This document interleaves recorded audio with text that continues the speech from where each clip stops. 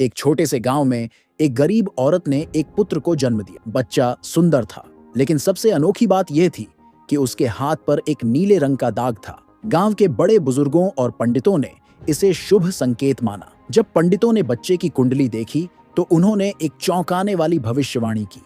यह बालक 14 वर्ष की आयु में राजकुमारी से विवाह करेगा और भविष्य में राजा बनेगा। यह खबर जंगल की आग की तरह पूरे राज्य में फैल गई और अंततः राजा के कानों तक भी पहुंची। राजा को यह सुनकर गहरा आघात लगा। उसे यह स्वीकार नहीं था कि कोई गरीब और अज्ञात लड़का उसकी पुत्री का पति बने और उसके राज्य पर शासन करे। उसकी आंखों में जलन और ईर्ष्या उमड़ पड़ी। वह हर हाल में इस भविष्यवाणी को गलत साबित करना चाहता था। राजा ने तुरंत सैनिकों को भेजा और नवजात शिशु को उसकी मां से छीन लिया। लेकिन वह सीधे बच्चे को मारने का आदेश नहीं दे सकता था, क्योंकि यह उसकी प्रतिष्ठा के खिलाफ था। उसने एक चाल चली। बच्चे को एक लकड़ी के संदूक में बंद करवाकर नदी में बहा दिया। मानना था कि बच्चा या तो नदी में डूब जाएगा या किसी हिंसक जीव का शिकार बन जाएगा। राजा द्वारा नदी में बहाया गया संदूक बहता हुआ दूर एक गांव की ओर चला गया। संयोग से वह एक पंचक्की में जाकर अटक गया। उस पंचक्की का मालिक एक दयालु वृद्ध व्यक्ति था, जिसका कोई संतान नहीं था। जब उसने संदूक खोला तो अंदर एक मासूम नवजात शिशु को देखकर वह दंग रह गया। बच्चे की नाजुक मुस्कान ने उसके हृदय को पिघला दिया और उसने उसे अपनी संतान के रूप में पालने का निश्चय किया। वृद्ध व्यक्ति ने बच्चे का नाम वीर रखा और उसे बड़े प्यार से पाला। वीर बचपन से ही बुद्धिमान और साहसी था। वह न केवल शारीरिक रूप से बलवान था, बल्कि उसे शास्त्रों और रणनीतियों का भी अच्छा ज्ञान था। समय के साथ वह एक सुंदर, विनम्र और चतुर युवक बन गया। गांव में सभी उसे पसंद करते थे, लेकिन वीर को हमेशा यह जिज्ञासा बनी रहती थी कि वह वास्तव में कौन है और उसके माता पिता कौन थे। वृद्ध व्यक्ति ने उसे बताया कि वह उसे नदी में बहते हुए मिला था, लेकिन उसके असली माता पिता के बारे में कोई जानकारी नहीं थी। वीर की बुद्धिमत्ता और वीरता की चर्चा दूर दूर तक फैल गई। एक दिन राजा ने उसे देखा और उसके हाथ पर नीले रंग का दाग देखकर तुरंत पहचान लिया कि यह वही बच्चा है जिसे उसने मरवाने का आदेश दिया था। यह जानकर राजा का हृदय ईर्ष्या और क्रोध से भर गया। उसने सोचा कि यदि यह युवक जीवित रहा तो भविष्यवाणी सच हो जाएगी और वह उसकी बेटी से विवाह करके राजा बन जाएगा। राजा ने चालाकी से वीर को अपने पास बुलाया और कहा, तुम बहुत प्रतिभाशाली और साहसी हो। मुझे तुम पर विश्वास है, इसलिए मैं तुम्हें एक विशेष संदेश लेकर रानी के पास भेज रहा हूँ। राजा ने पत्र में लिखा, इस पत्र को पढ़ते ही इसे लाने वाले युवक को तुरंत मृत्यु दंड दे दिया जाए।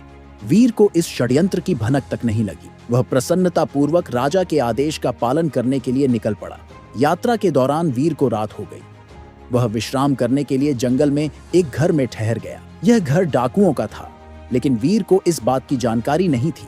डाकू पहले तो उसे लूटने का विचार कर रहे थे, लेकिन जब उन्होंने देखा कि वह सीधा सादा और परोपकारी युवक है तो उनका हृदय पिघल गया। रात में जब वीर सो रहा था, तब डाकुओं ने जिज्ञासावश उसके पास रखा पत्र खोलकर पढ़ा। राजा की क्रूर योजना जानकर वे अत्यंत क्रोधित हुए। उनमें से एक चतुर डाकू ने योजना बनाई और पत्र को बदल दिया। अब उसमें लिखा था, इस युवक का स्वागत किया जाए और तुरंत राजकुमारी के साथ उसका विवाह कर दिया जाए। अगले दिन वीर राजमहल पहुंचा और पत्र रानी को सौंप दिया। रानी ने जैसे ही पत्र पढ़ा, वह प्रसन्न हो गई। उसे लगा कि राजा ने खुद इस युवक को अपने दामाद के रूप में स्वीकार कर लिया है। तुरंत राजमहल में विवाह की तैयारियां शुरू कर दी गई। जल्द ही राजकुमारी का विवाह वीर से हो गया। जब राजा महल लौटकर आया और उसने देखा कि उसकी बेटी का विवाह उसी युवक से हो चुका है जिसे वह मारना चाहता था, तो उसका गुस्सा 7वें आसमान पर पहुंच गया। वह सोचने लगा कि सीधे तौर पर उसे मारना अब संभव नहीं। वह अब राजकुमारी का पति था। राजा ने सोचा कि इसे असंभव कार्य पर भेजकर मरवा दिया जाए। राजा ने युवक को दरबार में बुलाया और कहा, यदि तुम सच में मेरे योग्य दामाद बनना चाहते हो तो तुम्हें मेरी एक परीक्षा देनी होगी। युवक ने निडर होकर कहा, मुझे बताइए, मुझे क्या करना होगा? राजा ने मुस्कुराते हुए कहा, तुम्हें शैतान के सिर से 3 सोने के बाल लाने होंगे। यदि तुम यह कार्य सफलतापूर्वक कर पाते हो तो मैं तुम्हें अपना उत्तराधिकारी मान लूंगा, लेकिन यदि तुम असफल हुए तो तुम्हें मौत मिलेगी। यह सुनकर दरबार में सन्नाटा छा गया। सभी जानते थे कि यह कार्य असंभव था, क्योंकि शैतान के महल तक कोई भी व्यक्ति जीवित नहीं पहुंचता। लेकिन युवक को खुद पर पूरा विश्वास था। उसने राजा की शर्त स्वीकार कर ली। राजकुमारी को इस परीक्षा की चिंता हो रही थी, लेकिन युवक ने उसे दिलासा दिया और कहा, चिंता मत करो, मैं जल्द ही लौट कर आऊंगा। वीर ने राजा की कठिन शर्त स्वीकार कर ली थी और शैतान के 3 सोने के बाल लाने की यात्रा पर निकल पड़ा। रास्ता लंबा और खतरों से भरा था, लेकिन वह निडर होकर आगे बढ़ता गया। युवक चलते चलते एक गांव में पहुंचा, जहां लोग प्यासे थे क्योंकि गांव का एकमात्र कुआं सूख चुका था। परेशान ग्रामीणों ने युवक से कहा, यदि तुम शैतान के पास जा रहे हो तो कृपया उससे पूछना कि हमारा कुआं सूख क्यों गया है। युवक ने उनकी परेशानी सुनी और वादा किया कि वह शैतान से इसका उत्तर लेकर लौटेगा। आगे बढ़ते हुए युवक एक भव्य महल के पास पहुंचा। महल के बाहर एक विशाल पेड़ था जो पहले सोने के सेब देता था, लेकिन अब पूरी तरह सूख चुका था। राजा ने युवक को बुलाकर कहा, यदि तुम शैतान से मिल रहे हो तो उससे पूछना कि मेरा पेड़ क्यों सूख गया है और इसे फिर से हरा भरा कैसे किया जा सकता है। युवक ने राजा को आश्वासन दिया कि वह इस रहस्य का उत्तर भी जरूर लेकर आएगा।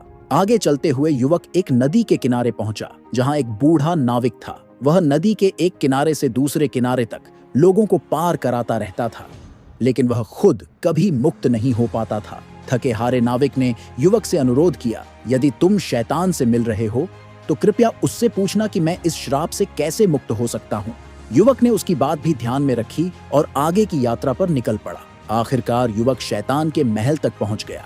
महल में प्रवेश करना असंभव था, लेकिन सौभाग्य से वहां उसे शैतान की मां मिल गई। वह एक दयालु महिला थी और जब उसने युवक की कहानी सुनी तो उसे उस पर दया आ गई। शैतान की मां ने कहा, यदि शैतान ने तुम्हें देख लिया तो वह तुम्हें मार डालेगा। मैं तुम्हारी मदद कर सकती हूँ, लेकिन तुम्हें चुपचाप रहना होगा।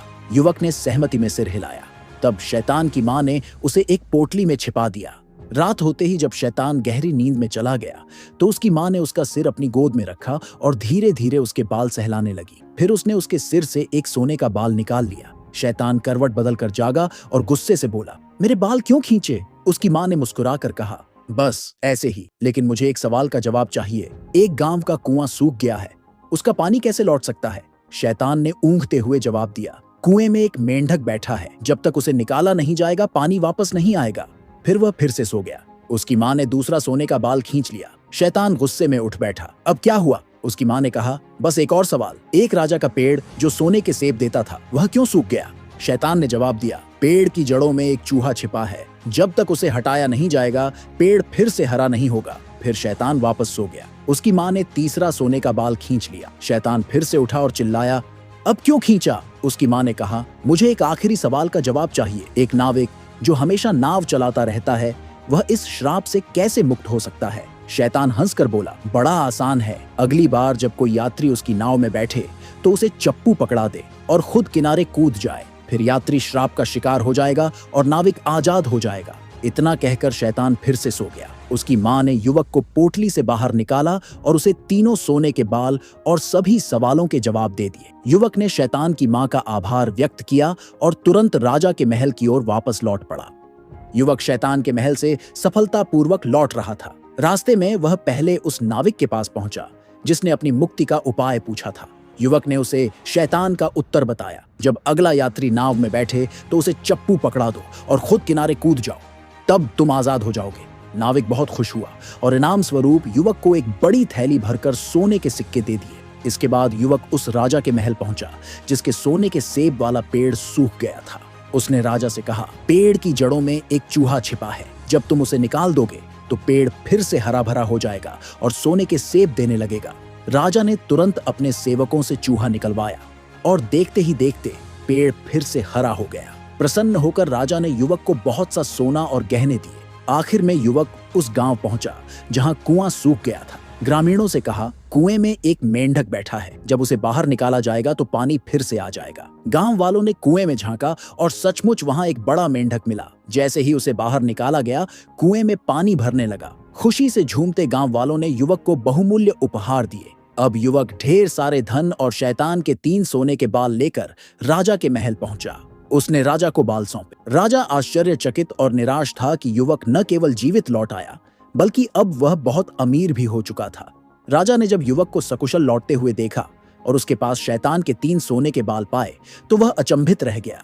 उसने सोचा था कि यह कार्य असंभव होगा, लेकिन युवक ने न केवल शर्त पूरी कर ली थी, बल्कि अपनी बुद्धिमानी से ढेर सारा धन भी अर्जित कर लिया था। राजा को अब कोई बहाना नहीं सूझा। वह चाहकर भी युवक को अपना दामाद मानने से इनकार नहीं कर सकता था। राजकुमारी अपने पति से मिलकर बहुत खुश हुई।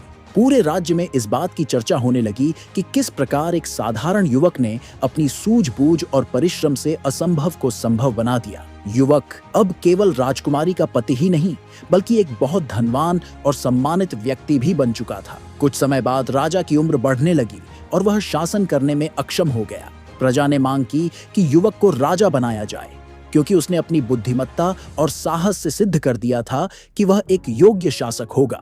राजा को हार माननी पड़ी और अंततः युवक को ही राज्य का उत्तराधिकारी घोषित कर दिया गया। इस प्रकार भविष्यवाणी सच साबित हुई। वह गरीब युवक, जिसे राजा ने कई बार मारने की योजना बनाई थी, अंत में राजा बन ही गया। इस कहानी से हमें यह सीख मिलती है कि परिश्रम, बुद्धिमानी और भाग्य के बल पर कोई भी कठिनाई पार की जा सकती है। न्याय देर से ही सही, लेकिन मिलता अवश्य है। तो दोस्तों, आपको यह कहानी कैसी लगी कमेंट में बताएं।